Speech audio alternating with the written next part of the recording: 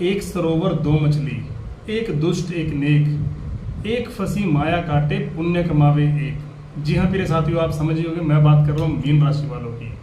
अंतिम राशि पर आज हम चर्चा करने वाले हैं। जिनकी भी मीन राशि है, जो भी मीन राशि वाले हैं या जिसका कोई अपना मीन राशि वाला है, ये वीडियो उसी के लिए है। इस वीडियो को सेव कर लें और उसके साथ साझा भी करें, क्योंकि आप लोग जानते हैं कल से ये अगस्त का माह शुरू होने वाला है। तो कैसा रहेगा अगस्त का माह, हर एक विषय पर बारीकी से चर्चा करेंगे।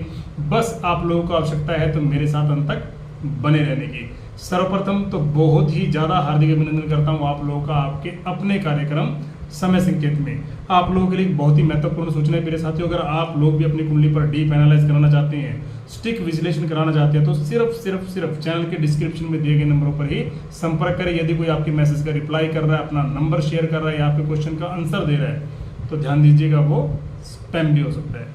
चलिए बिना देरी के शुरुआत कर लेते हैं। सबसे पहले बात करेंगे इस माह के अंदर कुछ महत्वपूर्ण गोचर, जिसके जानकारी मेरे साथियों आपको होनी चाहिए।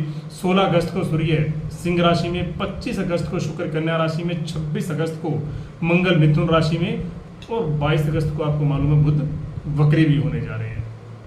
प्रिय साथियों, लगन में आपके राहु विराजमान रहेंगे, सप्तम भाव में केतु, द्वादश में शनि, थर्ड हाउस में गुरु और मंगल की युति, पंचम भाव में आपके सूर्य और आपके 6 हाउस में विराजमान रहेंगे शुक्र और बुध।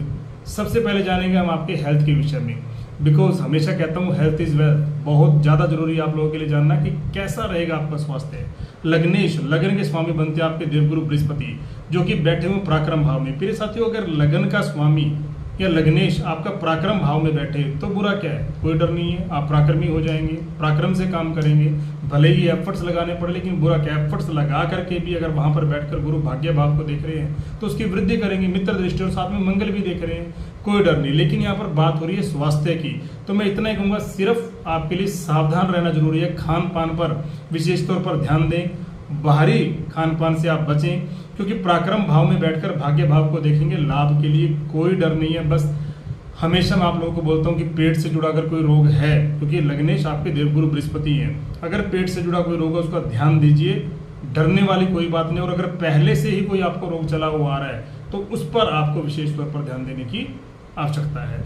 बात करें प्रिय साथियों आपकी एजुकेशन की, कैसी रहने वाली आपकी एजुकेशन। पंचम भाव से देखते हैं आपकी शिक्षा, पंचम भाव के स्वामी बनते हैं चंद्रमा। कहना ही क्या, हमेशा बोलता हूँ 2.25 दिन में राशि परिवर्तन कर लेते हैं। और पंचम भाव में आकर बैठ गए आपके सूर्य, जो कि षष्टेश है। षष्टेश का पंचम भाव में आकर बैठना एक हद तक मैं मानता हूँ बहुत ज्यादा बेहतर तो नहीं है, लेकिन हाँ जो पंचम भाव के स्वामी है वो कहाँ पर है ये भी निर्भर करता है। प्रिय साथियों, एक चीज हमेशा याद रखिए कि थोड़ा सा यहाँ पर सूर्य आकर के, कहते हैं ना जल के अंदर आकर के अग्नि कभी भी अच्छा महसूस नहीं करती। 5वां घर किसका है, चंद्रमा का, वो क्या है जल, सूर्य क्या अग्नि।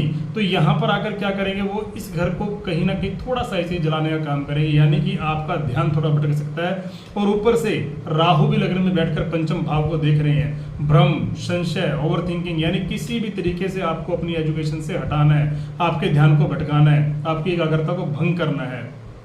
तो आपको बस इतना ही करना है कि अपनी कंसंट्रेशन, अपनी एकाग्रता बराबर रखनी है, अपनी इच्छा शक्ति को मजबूत रखना है। क्योंकि मैं कहूँगा थोड़ा सा अगर आप ध्यान रखेंगे तो बहुत बेहतर हो जाएगा। और मैं अंत में आपको अचूक उपाय बताने वाला हूँ इसी राहु के लिए। चलिए बात कर लेते हैं आपके लव रिलेशन के लिए। 5वें घर से देखते हैं प्रिय साथियों आपका लव रिलेशन कैसा रहने वाला है। पंचम भाव के स्वामी मैंने आपको बोला है चंद्रमा, और उसमें बैठ के सूर्य, और साथ में ही आपके शुक्र और बुध छठे घर में है, सूर्य घर में। फिर साथियों 5th हाउस में सूर्य का होना, मैंने आपको बताया यहाँ जल की राशि सूर्य, यहाँ पर थोड़ा सा कंफर्टेबल महसूस नहीं करते।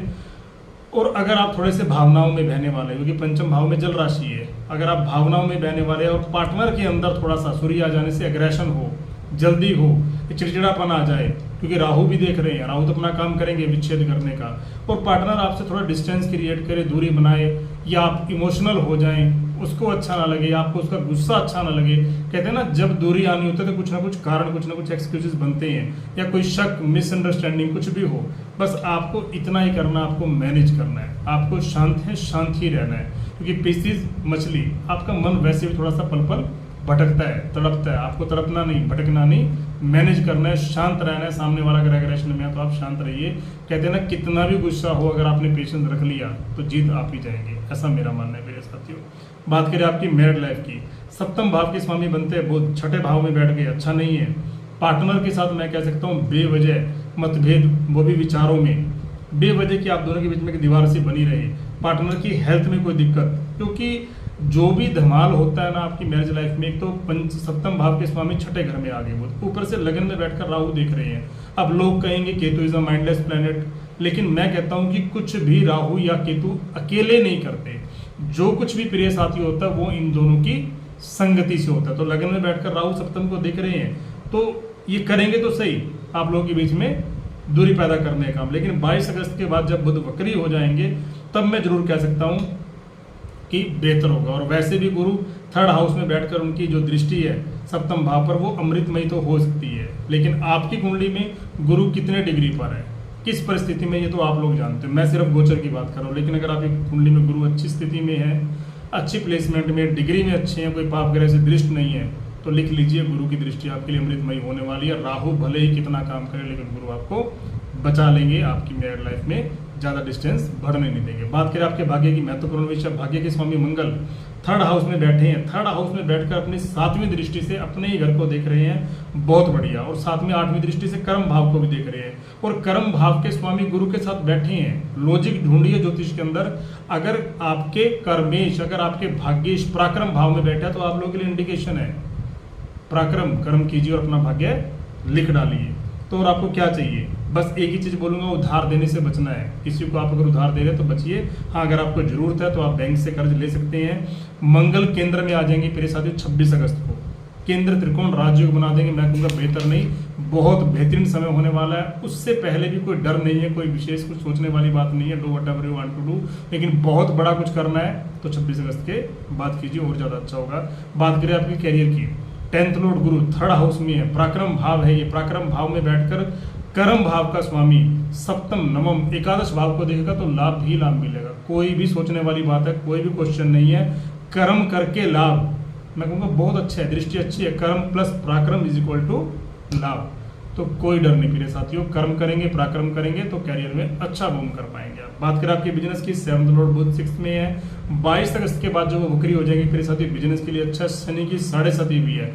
आपकी कुंडली कैसी है, मैं बार बार बोलता हूँ कि खाली गोचर पर मत जाइए, मैं आपको ग्रहों का ट्रांजिस्ट बता रहा हूँ। आपकी कुंडली प्लस ट्रांजिस्ट इज इक्वल टू आपका रिजल्ट, वो बड़ा मैटर करेगा। तो इसके लिए आपकी कुंडली का आपको पता होना चाहिए। चलिए जान लेते हैं उपाय की, क्या उपाय करना है। मंदिर जाइए, देवालय जाइए, गुरुओं का, बुजुर्गों का, माता पिता का सम्मान कीजिए, गुरु आपके अच्छा रिजल्ट देंगे।